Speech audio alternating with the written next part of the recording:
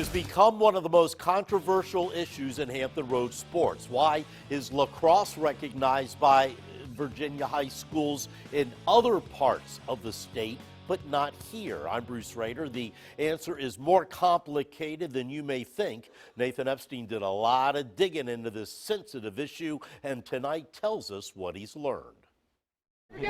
Hampton Roads is the land that lacrosse forgot. From Maine down to Florida, Hampton Roads is the only major metropolitan area that does not offer public high school sanctioned varsity lacrosse. Honestly, a little embarrassing that we don't have it here. In order to play, students have to join club or travel teams. In order to be on a travel team, you're looking around average, like $300. Look around the rest of the state.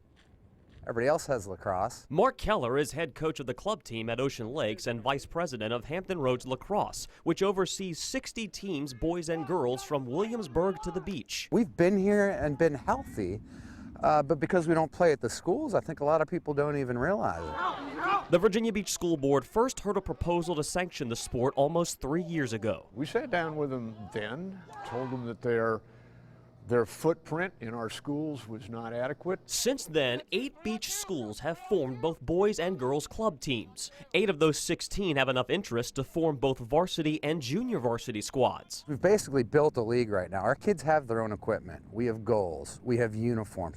We have a turnkey Virginia Beach league that we can basically hand to the school system right now.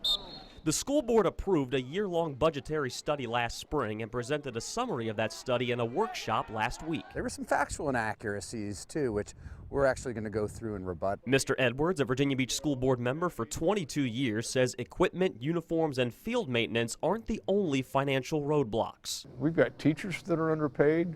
We have coaches for the existing 24 sports that have not seen adjustments in their stipends for well over a decade. Natalie Petrosky is a commissioner of Southside Lacrosse and head coach of the Kellum girls club team. Her concern, athletes like these getting the same opportunities as those from any sanctioned sports. A girl or a boy basically is not on a travel team in this area, they will not be seen by a college to be able to get a scholarship for playing lacrosse. And without a governing body, parents like Jeff Marks, who heads up the board for the Cox girls club team, has to make sure their team stays afloat. You have a board of volunteers like myself who have been charged of hiring coaches, raising money, organizing car washes.